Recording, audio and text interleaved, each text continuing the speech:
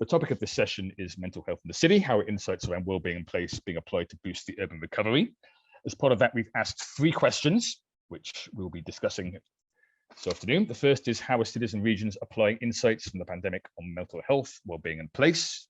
The second is, which innovative approaches are being deployed as part of urban recovery plans? And the third part is around levelling up, which is particularly pertinent given the Queen's speech this week. What role does mental health and wellbeing play in the UK government's levelling up agenda? And what are the attendant implications for cities and regions? So we'll have a bit of thinking about levelling up. The Cities audience is also an international one, so we'll try and have our takeaways which can be applied internationally as well. Finally, this is also Mental Health Awareness Week in the United Kingdom, which is so this is a pertinent, I think, occasion to be discussing these issues.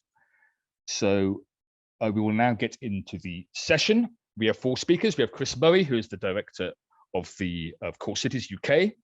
Also wrote a great blog for us this week on the Cities website around urban psychology, which I'm sure he'll talk about in this presentation. We have Steve Appleton, who is the president and CEO of the International Initiative for Mental Health Leadership. We have Nancy Hay, the executive director of What Works Wellbeing. And from Bilbao, we have Adeo Postigo, who is the Director General of Bilbao Metropoli 30, which is the Association for the Revitalization of Municipal Bilbao. Bilbao being one of the, I think, great success stories of regeneration in the last 30 years in Europe. So that's the introduction, and we're very excited to have Chris Murray, who's going to kick off the discussion of the events today. Chris, the floor is yours. Thank you very much, Jeremy, and hello everyone. I'm really grateful for the opportunity to speak to you, and I think it's an incredibly important piece of work that IPPO are doing here on mental health and cities. And frankly, we should be doing more of this, and we should be doing it regularly, and that would then give us an ability to compare data sets over time. So I want to make 4 points, which I'll just elaborate on within the few minutes that I've got. The first is that there's a specific set of challenges, I think, that humanity and human psychology faces in cities that are different. The second is that in understanding that, we also have to understand that place really matters. The interface between people and the urban environment is absolutely fundamental to well-being, but also to economy and to productivity.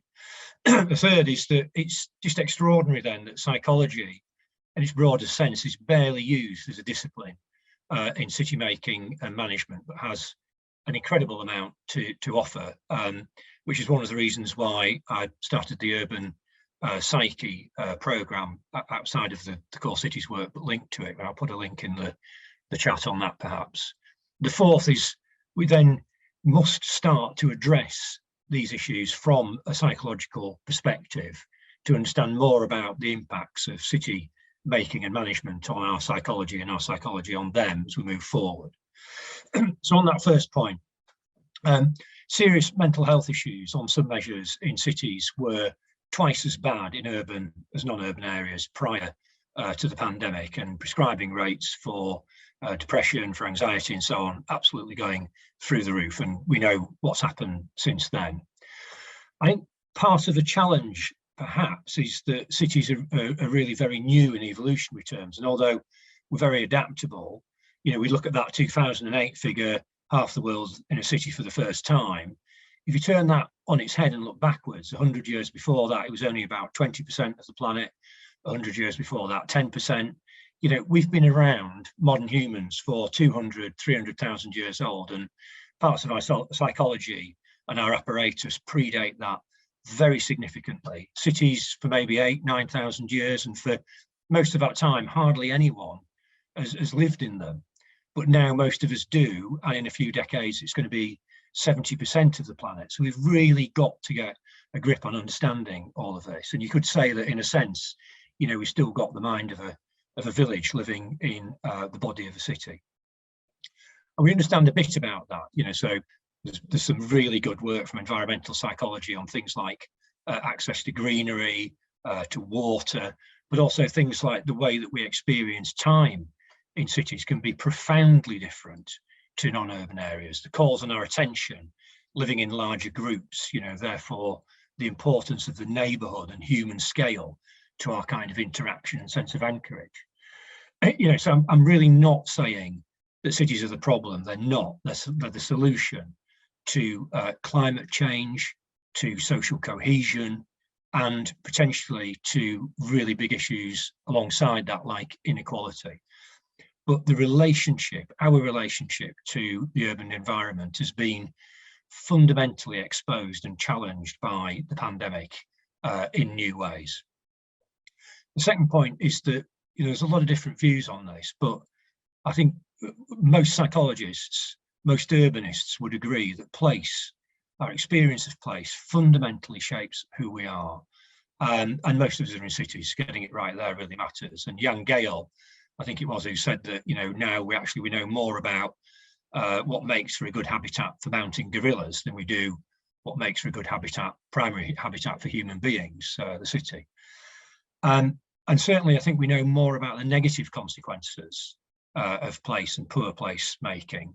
So things like place development and attachment theory from psychology, which demonstrates that we internalize our relationship to place in a similar way we do that of family.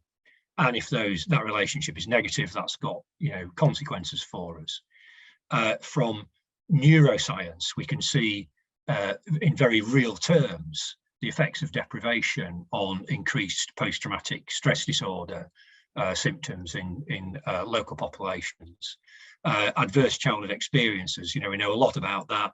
A lot of that is associated with deprivation, with poor urban environments, impacts on brain structure, immunity, and adult health very profoundly. And if we ever doubted that health was a first order economic issue, we can't and shouldn't now in respect of the pandemic, and there's no physical health without mental health.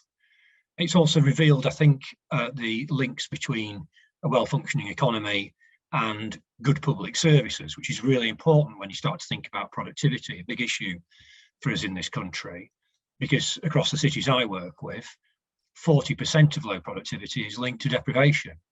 So you can invest all you like in infrastructure and innovation and all the things that absolutely we should do, but that 40% is still virtually untouched by that. The third point then is that psychology as a set of disciplines, from neuroscience at one end, perhaps psychotherapy at the other, has an enormous amount to offer, and we should be grasping that and channeling it into city making, design and policy. The evidence, the practice, the ideals, the tools are there. There's huge interest, I think, from psychology, the psychological community in cities, but it's a bit disparate. We need to work to bring that together. I did a project recently in Coventry, for example, where we had a psychotherapist in residence thinking about the redesign of the city centre through that lens. We could do that with many other kinds of psychology. The results were really fascinating. Doing some work with Centric Lab, a neuroscience lab based in London, looking at planning and impacts of deprivation and so on. I think psychology's got to shift too. It's got to come out of the consulting room and into the city and engage more in the political and public domain in the way that historically, for example, sociology has a bit more. So the final point is that in order to get any of that going, I think we've got to have a means of measuring the impact of doing things in a different way. So here's just one thing that we could do. Whenever you put up a big development or do a master plan in a city, you have to undertake an economic impact assessment, one for physical access and one for environmental impact. You don't have to undertake any impact assessment for what the impact will be on people, on their broader well-being, on their emotional and mental health. And frankly, we should be doing that. But within that, we need to define what good looks like. What do we mean by good?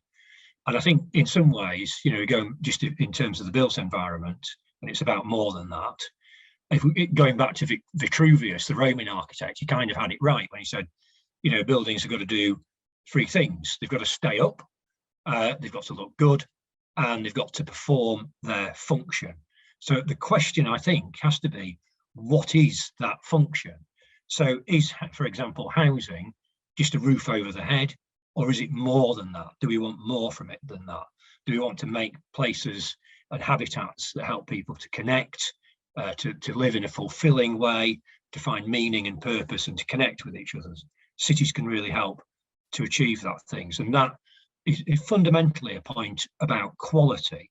It has to be about quality of building, of space, of place, access to amenities, excellence in the everyday, and not just the iconic. Does it work? Does it perform the function that we want it to perform? So finally, I think there is a growing kind of zeitgeist around this set of issues: cities, mental health, psychology, and how we can bring all that together. And I started doing some research and published a book on this a few years ago. If you Googled urban psychology, not a lot came up, and now actually there's a huge amount. I think there's the crest of a wave here that we can ride on. And places that are going to succeed will take this really seriously. And places we'll hear from Idoia in Bilbao doing some fantastic work on this, take this set of issues very seriously indeed.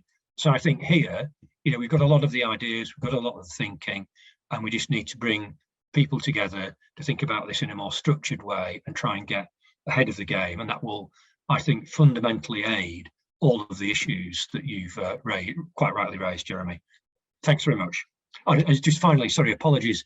I'm going to just leave a few minutes early because our main board meeting butts right onto this, but apologies for that. Cheers, Jeremy. No worries. Thank you, Chris. That was great. If you have any questions for Chris or any of our panels, please place them in the chat box. We'll open the Q&A before Chris rushes off to his board meeting at the end of this. As well, I'd recommend Chris's article on new urban psychology, including more information on the work he was doing with colleagues in Coventry on the IPPO Cities website. That was circulated around together with a briefing on broader IPPO's work on systematic review on population mental health to attendees, which also we encourage you to read. So thank you very much, Chris, for that. We're now going to go to Steve Appleton, who is the president and CEO of the International Initiative for Mental Health Leadership, to share his insights and perspectives. Steve. Thank you, Jeremy. I'm just going to try and share my screen and hope that works for everybody. I hope that you can see that. Well, good afternoon and hello to everybody. Great to be with you. Delighted to have the opportunity to talk a little bit about my organisation, the International Initiative for Mental Health Leadership, or IMHL for short, and our work in relation to cities and some of the perspectives that we have on that in relation to mental health.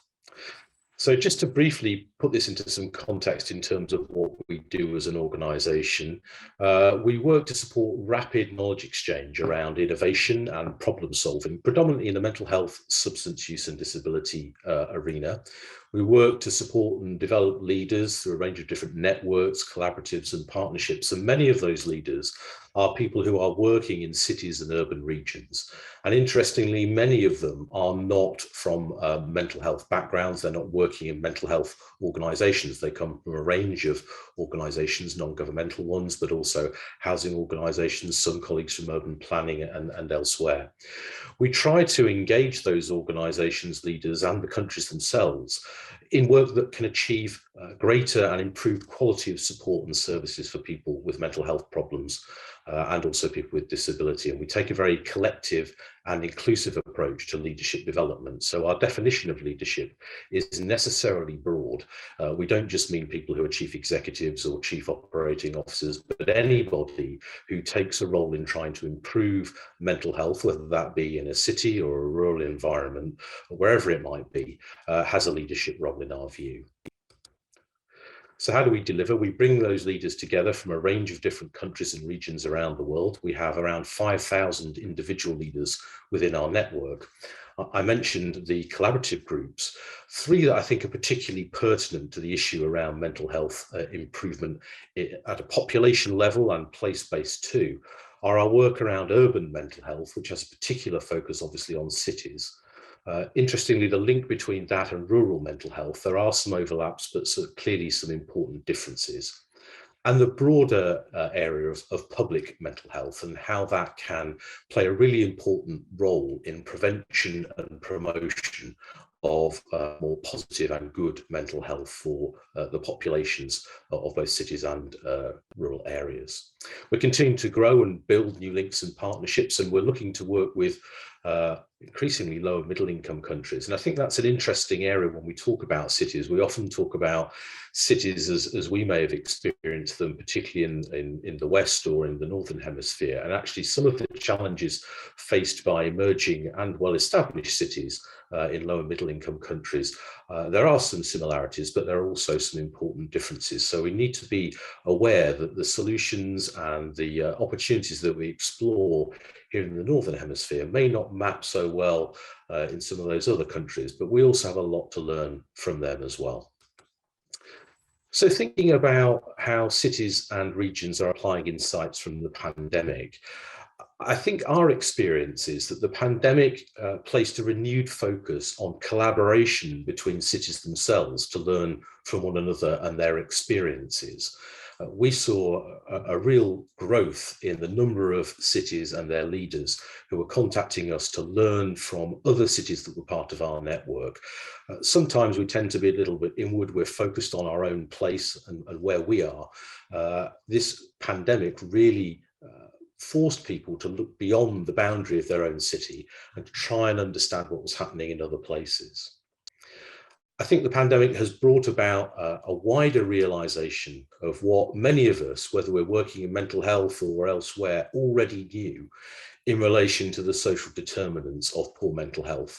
Things like access to affordable, secure and safe housing, the role of employment and having good work with good remuneration, financial security, food security, a whole range of different social determinants that we know impact on people's mental health.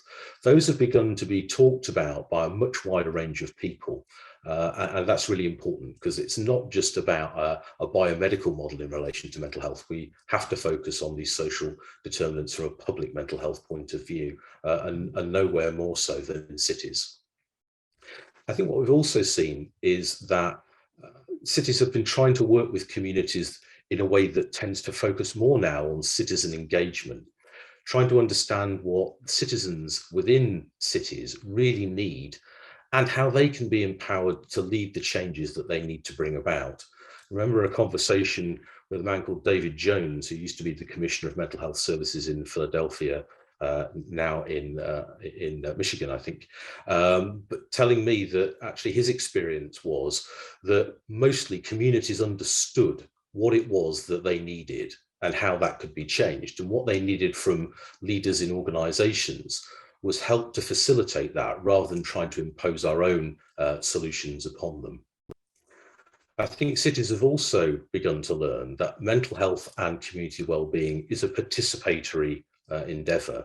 It should be coalition driven, it should be hyper-local, and it should be work that permeates and engages all policies and the whole of society.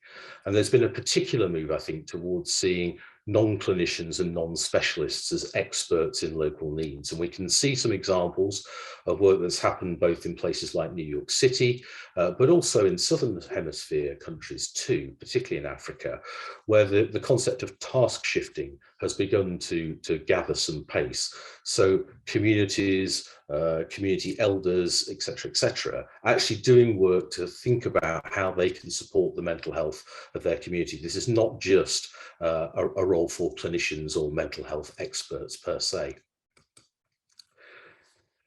Mental health leaders and policymakers and those who are shaping the future of our urban areas do need to be familiar with and advocate for broader policies.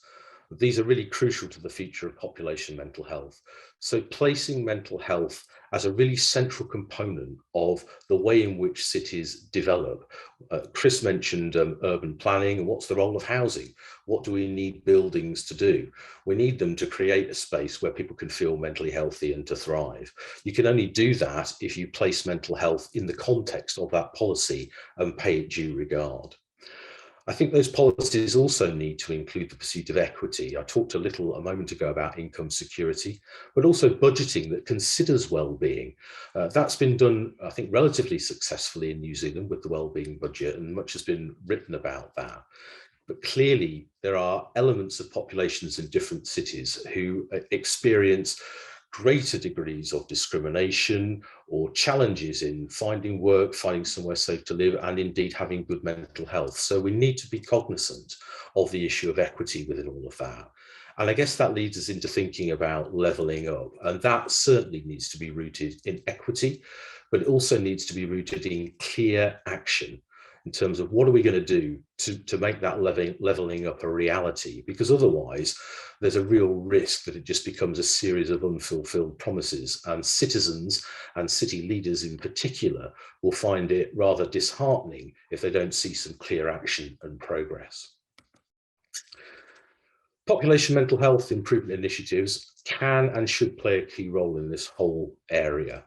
We know that places like London, Edinburgh, Glasgow, Stockholm, Amsterdam, Dublin, Toronto, and New York have all led the way with the development of Thrive approaches, and many of you, I'm sure, will be familiar with that. They are particularly focused around population mental health improvement. They are generally coalitions of a range of different organisations and leaders. They have had success in raising mental health awareness. They've had success in championing and improving workplace mental health, access to employment for people with mental health problems, and work on suicide reduction. But the key message within all of those is that that requires a coordinated effort across both municipal and local government, with I think a refreshed and new mindset around collaboration and shared ambition. Very often, different departments within local government are competing for resources.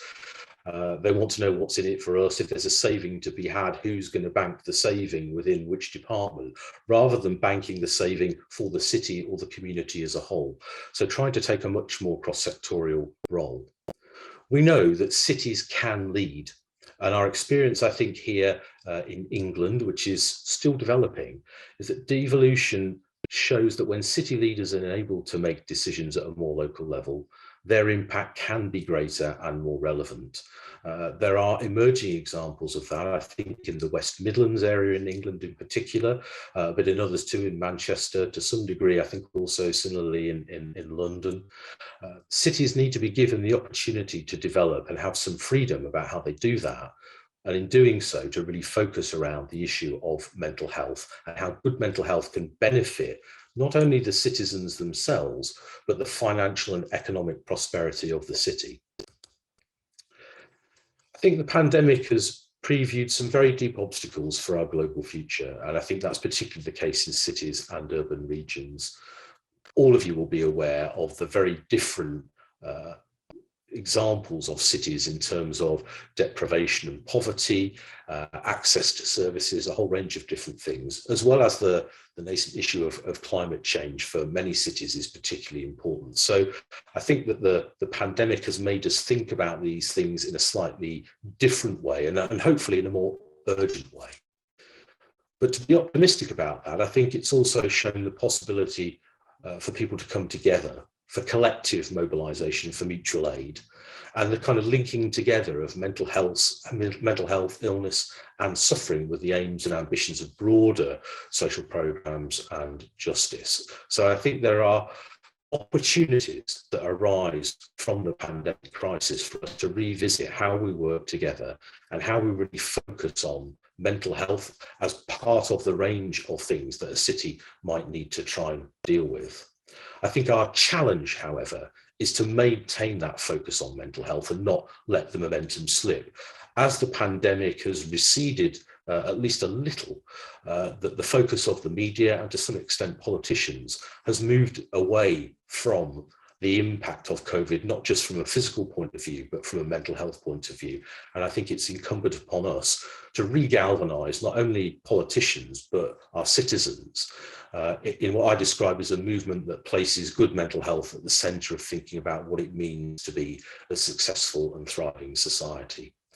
So I think in conclusion, mental health is a central part of how a successful city develops, evolves and operates. That's about it being at the centre of policy, but it's also about citizen and community engagement. So thank you very much for listening. Thank you very much, Steve. And yes, this idea that I think we had an event in Aleppo at the end of March about marking 2 years of the pandemic lockdowns with the theme of how do we not waste a good crisis. the idea of not letting the momentum of COVID slip to stop us doing this big kind of strategic structural work needs to be done is one of the key things which we think about at IPPO, we continue to think about going forward. So thank you for that. We'll now move on to our third speaker, which is Nancy Hay. She's the Executive Director of What Works Wellbeing. And Nancy, it's over to you. Hi, thank you so much, Jeremy. I'm Nancy Hay. I'm the Executive Director of the What Works Centre for Wellbeing. So it's the UK's national body for wellbeing evidence, policy and practice. So I'll give you a little overview of the impacts of the pandemic on wellbeing and how it fits with levelling up and how mental wellbeing fits within it specifically. And then a few examples from across the UK that I'm particularly aware of and involved in terms of responding to the pandemic. So I will share screen. They will be available later. I'm very happy to share them.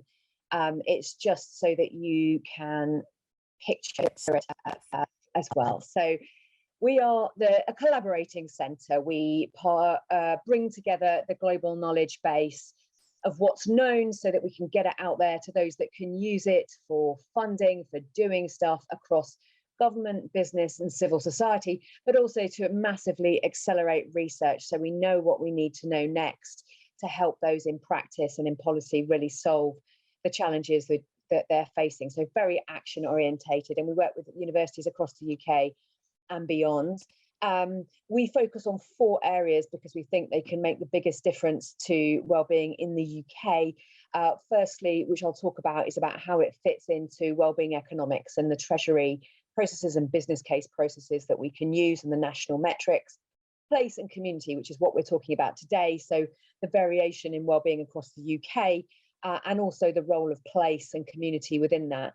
A big focus on connection with loneliness and the campaign to end loneliness, and then working age, because we're happiest at 23 and 68 and most miserable in that working age, yet work is one of the most important things for our well-being. So those are our big areas. We do look across the life course, and I've got a bit of that here today.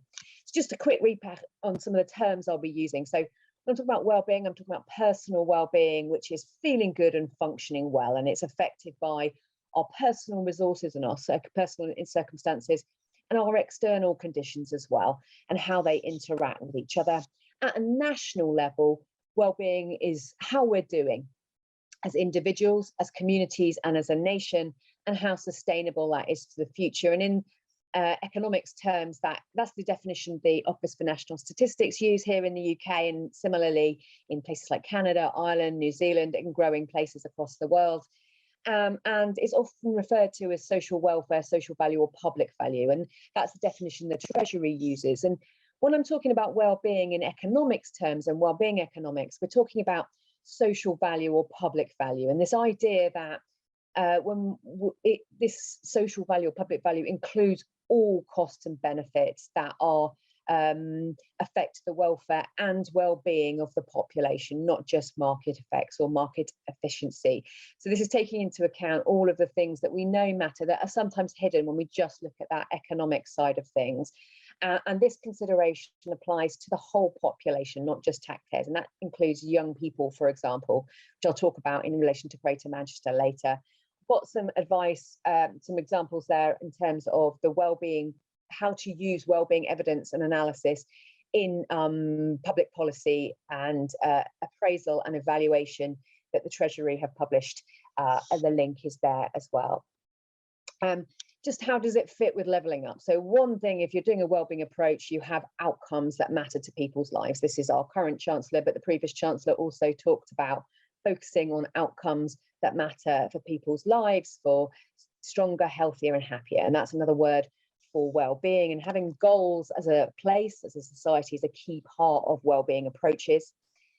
But what we're doing is getting these very human things of feeling safe, feeling loved and feeling fulfilled, which we got from public dialogues across the UK and come out throughout the literature, into rigid public policy structures. So how do we get them into economic, social and personal policies and action across sectors to really improve people's lives? And actually sounds really easy and we're doing some great stuff, but actually quite challenging, and we're missing things. In relation to levelling up, well-being is central. Absolutely central. So if you're reading the Levelling Up white paper, it is really long. I'll pick out the key exciting bit for you, which is, well, levelling up is the extent to which people across the UK lead happy and fulfilling lives, the very essence of levelling up. And it's affected by lots of things, our physical and mental health, our jobs, our community relationships, and wider things such as the quality of life and our environment. And although it's intrinsically linked to human capital, well-being has a bearing on all of the objectives for levelling up, and it's the overall outcome of levelling up. Specifically in relation to mental health, the government is currently consulting on the Mental Health and Wellbeing Action Plan, a 10-year action plan that looks specifically at mental health and wellbeing. And that is important because it looks at treatment of mental illness, which should be a top priority, but also helping people with long-term mental and physical health conditions live well, regardless of those conditions, as well as they can, and actively promotes mental wellbeing, building mental capital. That consultation is now live. Feed into it, please do. So that's how it connects up. A little bit about wellbeing frameworks generally, because this is actually what cities can do and do best. So things like inclusive growth frameworks are similar to this.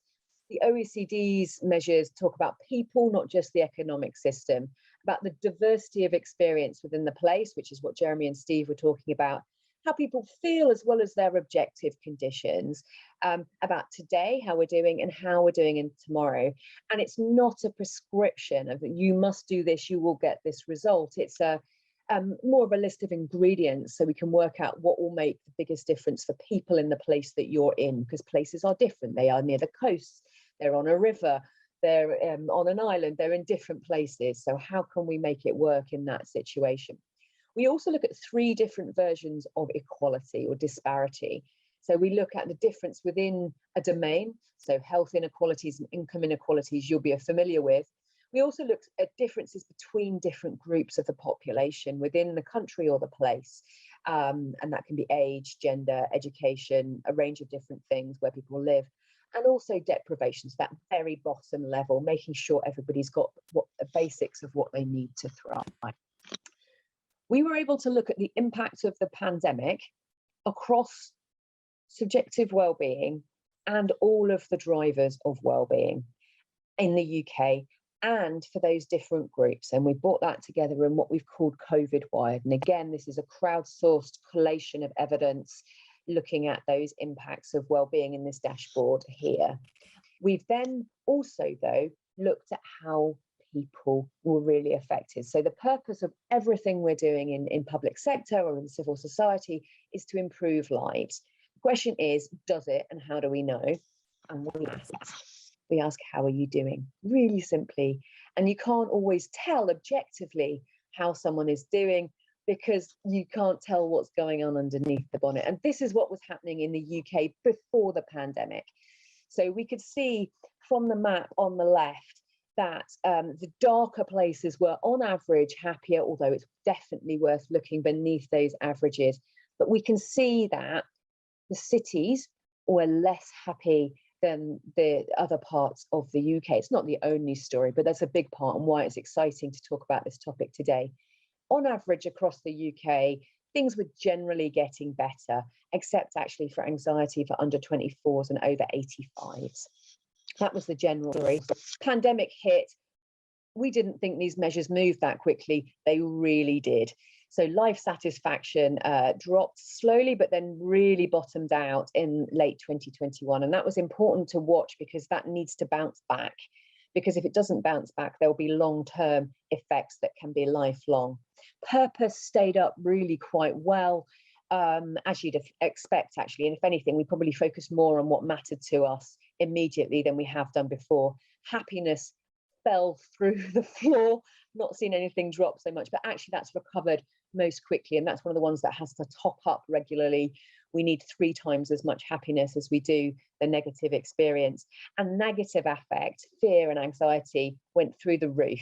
It was the biggest increase we've seen. It's recovered fairly quickly and actually weirdly is slightly lower than it was pre-pandemic. Why was this? Multiple aspects of well-being, determinants of well-being were affected in one go.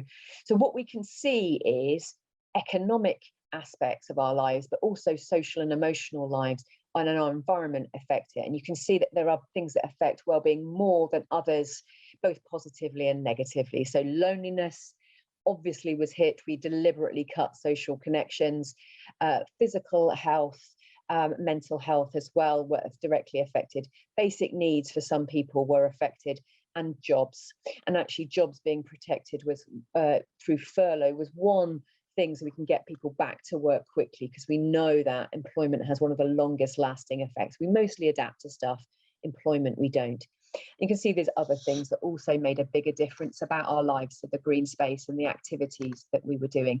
And 25% of the population found work, for example, was a really effective coping strategy. Those drivers at a community or place level are, which we've just talked through actually, just to give you a summary, are the built, historic and natural environment and the assets within a place, our transport and connectivity, the relationships between people in a place and the civic action that we take. The importance of mental and emotional health is absolutely at the core of life satisfaction. It's one of the areas I think that's been neglected over the last 30 years, and science is now racing to catch up. We can see from longitudinal studies at adulthood, and you're over 18, the top 3 drivers of life satisfaction are mental and physical health, particularly our emotional health, our partner relationships and our relationships, and our employment. Those are the 3 biggest, in that order, are the 3 biggest drivers of adult well-being. But we can see that is affected by our emotional health as a young person, and the Children's Society recently found that our life satisfaction at age 14 is predictive of later mental health problems at that high risk period of late teens and early 20s, and is predictive up to 8 years before, and our mother's mental health as well. And we can see that, again, from longitudinal studies, that mental illness is not the same thing as well-being. And there are overlapping factors, but they're not quite the same. So we're still taking these apart, but we're talking about removing causes of illness and promoting wellness, and those 2 things together. Distributional effects were really important, and this is important in cities. So that anxiety went through the roof, but where you had concern about ability to save, you were a third more likely to feel anxious than others. Reduction in household finances, and renters and self-employed were most likely to experience anxiety. And where you were concerned about things, you were usually right in your anxiety.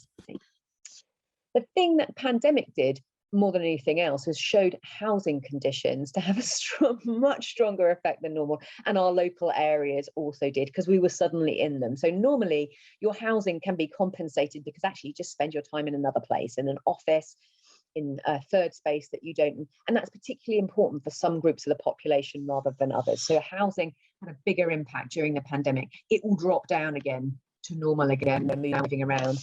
Age was fascinating. There were age effects. They gently, basically exaggerated what we already do, except for anxiety.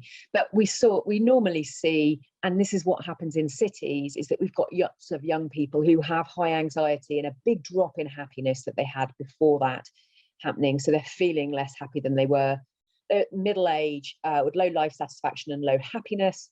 And there's low sense of purpose for over 85s. And there's some positives in there as well for those other age groups. You can see the summary of the impacts of the pandemic. One thing I wanted to pull out quickly was if you were already lonely, you were more likely to feel more lonely. If you were already at risk or had poor mental health, your mental health was more likely to get worse. So it sort of exaggerated those things, and you can kind of see that in some of the summaries we have had. Some examples of what cities are doing and places are doing across the UK that I'm particularly involved with.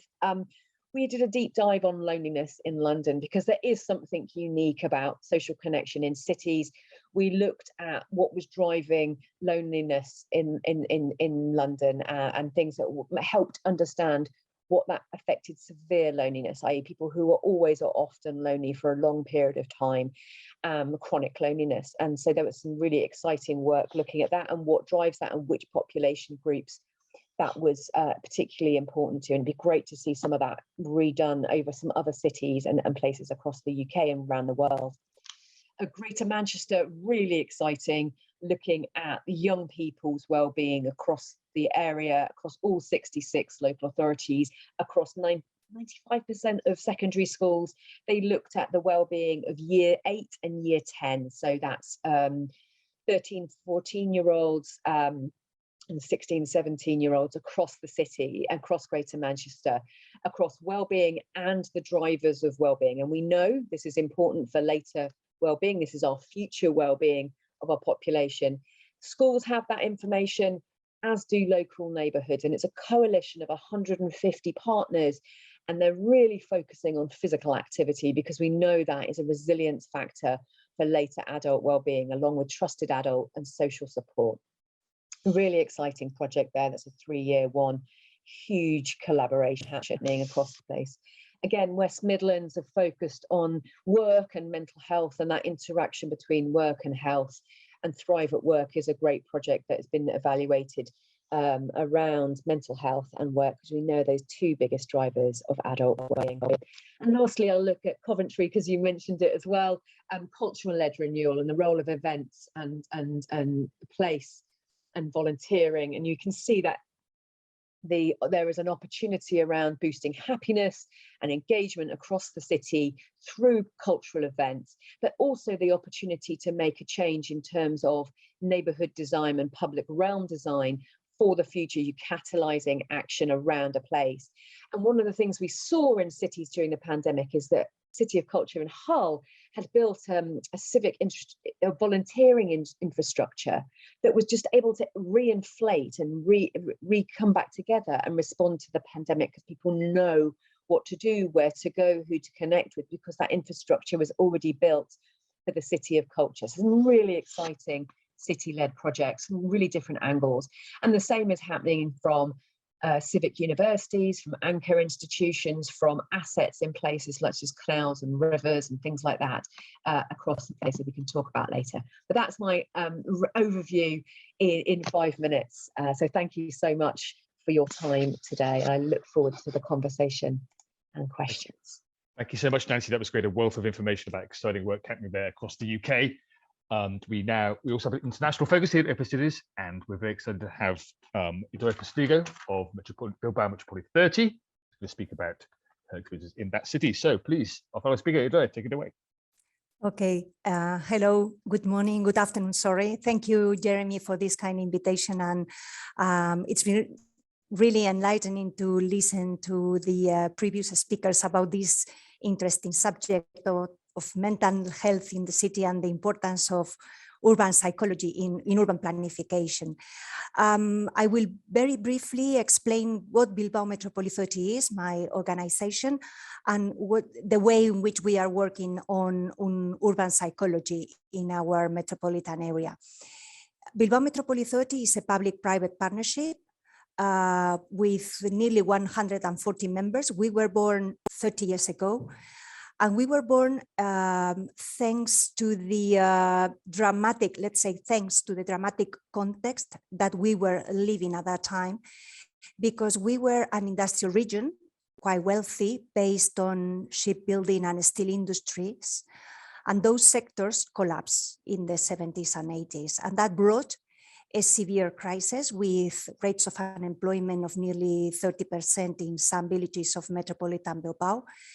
So I say thanks to this dramatic context that the public-public cooperation and the public-private cooperation was possible to put in practice or carry out a deep revitalization process in metropolitan Bilbao, which is an area of around 1 million inhabitants in the Basque Country, north of Spain.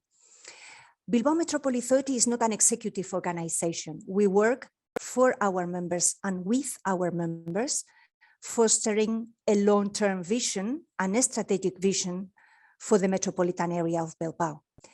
Our first efforts were focused on infrastructures because we had a lack of that issue in metropolitan Bilbao. But it is true that after the first decade of work, we realized that most of the cities and regions in the world no longer competed in terms of infrastructures.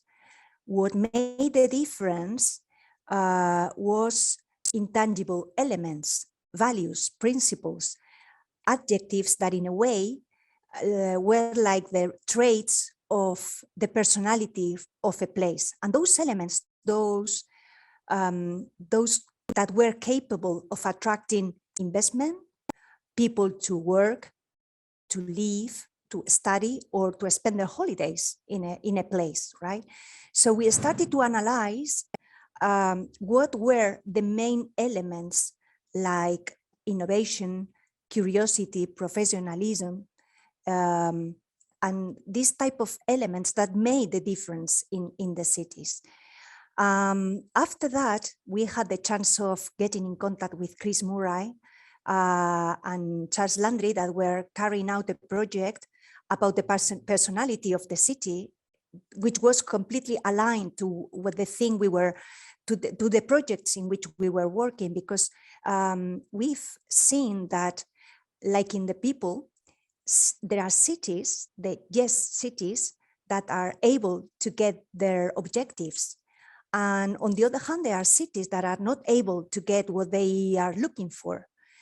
And the difference sometimes is not related to resources, it's related to this common soul, this personality of a place, which is in fact the sum of the individual souls of the people living in them. So we've seen there is a bi-directional movement that Chris was commenting before, this interaction between the places in which that we inhabit and ourselves. With this in mind, Bilbao Metropoli 30 launched a project between November of last year and January this year, which is in fact a first step of this initiative to include the vision of psychology in the urban planning of the future. And our first step has been to carry out a questionnaire, not about the personality in this case of Metropolitan Bilbao, but about the emotional state of mind of this metropolitan area. And there are something like 100 people taking part in this questionnaire. Very briefly, I will share with you the main results of this questionnaire. First, people don't believe there is a common or the same emotional state for the whole metropolis. There are two elements, two variables that affect the feeling of the people at this moment after the pandemic, let's say after. One is the age, and the other one is the economic income level. Those two elements have been decided or chosen as variables that affect the difference between the emotional state of the people in the metropolis. It's not going to be a surprise, the three main emotional states that have been chosen in this questionnaire. First, stress. Second, fatigue, exhaustion. And third, anxiety. It's not a surprise, I imagine. But we've seen also there is a parallelism between these three emotions for the collective soul with the individual feelings, right? Third, we also ask about the degree of self-efficacy that the people in Bilbao feel the metropolitan area has. As in Coventry, they saw how their history made an influence in how people live today, the challenges and opportunities. The same is for Bilbao. And I think in that case, our success stories have proved to be an asset in this present pandemic situation. Finally, we ask about coping strategies. And in that case, the people answering the questionnaire saw that on one side we have proactivity, which is positive, but at the same time, there are also other strategies linked with folding or concealment that are not so positive.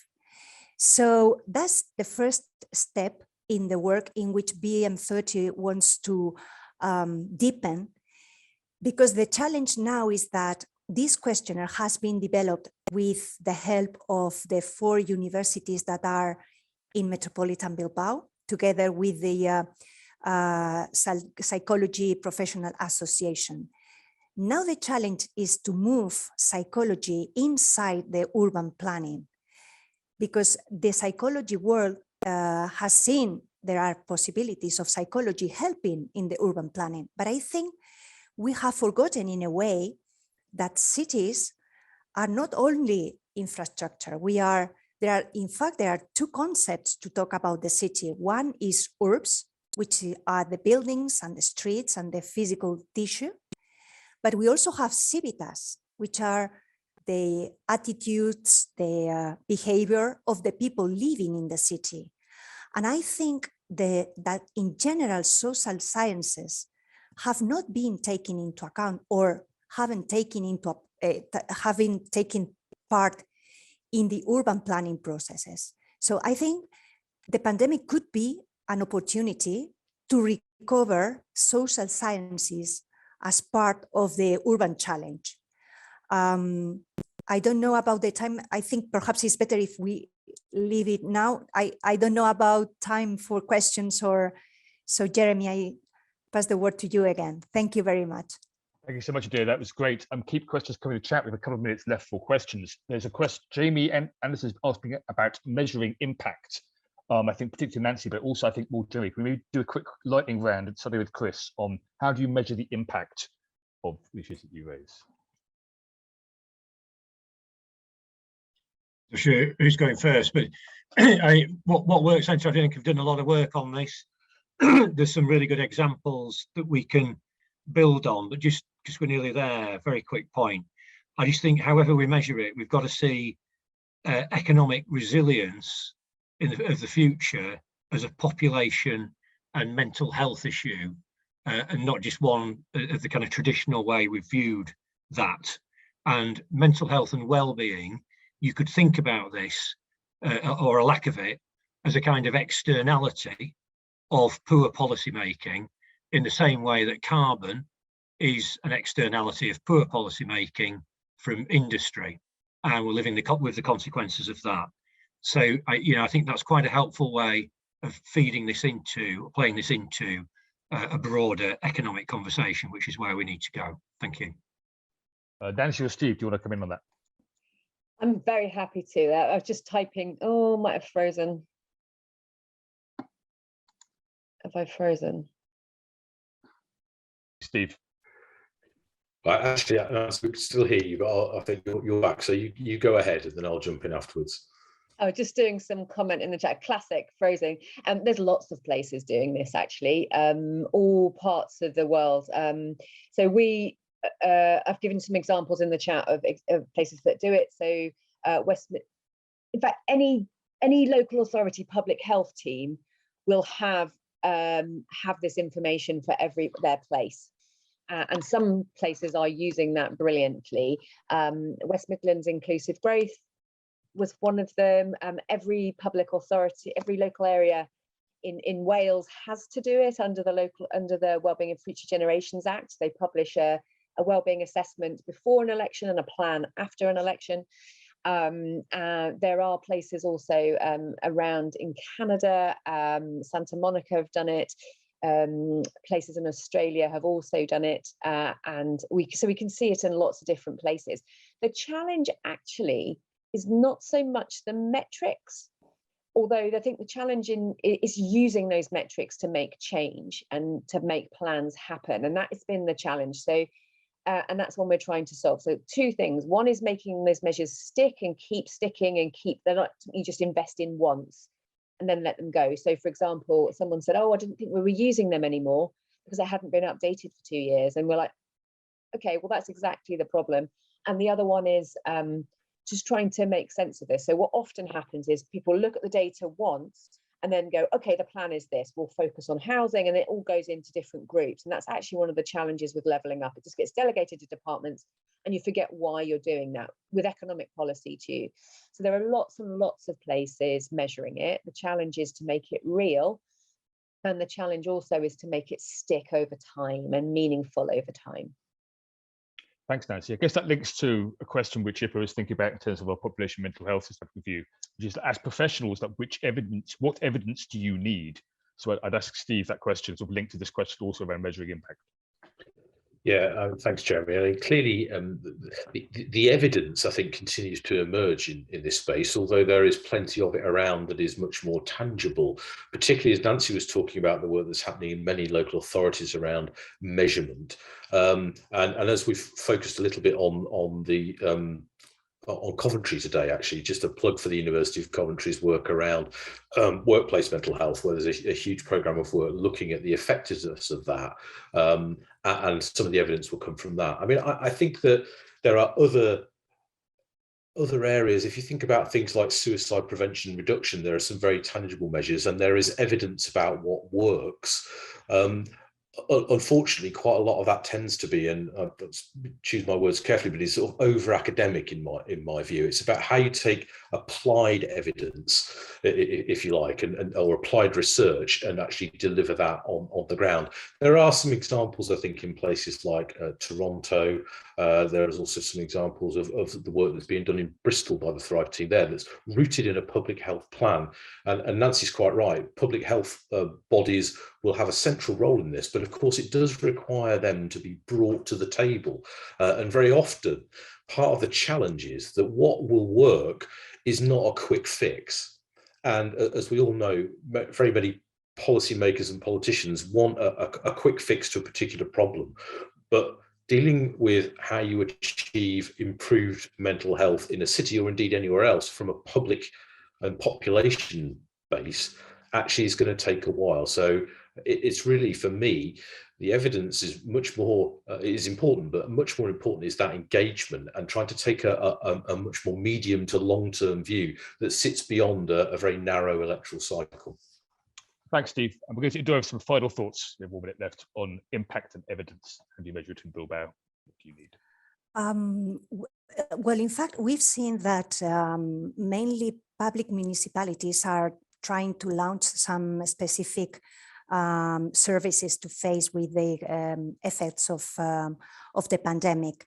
But I think what we are talking about is a complete change of paradigm in urban planning. In fact, Chris was mentioning before that living in cities is quite new for the human beings.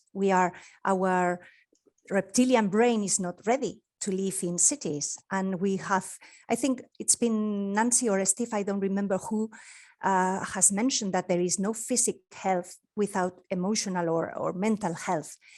So on one side, I think that we have to go back to the impact of living in cities because the things that are attractive in the city are also things that we reject. In fact, living in a city means living near strangers. And that is like a source of opportunities, but at the same time is frightening. So those challenges need to be taken into account in the urban planification. I think we have to recover the positive effects of living in the city, which are those weak ties apart from our family and nearing friends, which normally think in a very near way as we do. And those weak ties are those that offer potential. So we have to make places to interchange views, to offer these spaces in which people can learn, interact, and see that living with strangers is nice, is positive, right? So I think, just to finish, I love a sentence from Le Corbusier, and he said, if it's any doubt, the people is right and it's the architect who is wrong, right? So I think we have to come back to the feelings of the people, not just looking at the city with this very infrastructural view. Thank you. Thank you, dear. That's a great way to finish on. Just reminds me to thank our excellent speakers. Thank you all for attending. Thank you to Bloomberg Philanthropies for supporting the work of IPA Cities. I think, Aidan, you can put up a slide for our next two IPA events on the screen. we continue to run events on various aspects of IPPO's work. Our next one is coming up next week. In fact, a piece being run by our colleagues in Scotland on the impact of the pandemic on lives of people with intellectual disabilities. And then we have urban recovery plans on the June by the Eventbrite. But thank you to all our speakers, to Chris Murray, to Steve Appleton, Nancy Hay, to Dora Postigo, and thank you all for attending. And it's goodbye from me. Goodbye.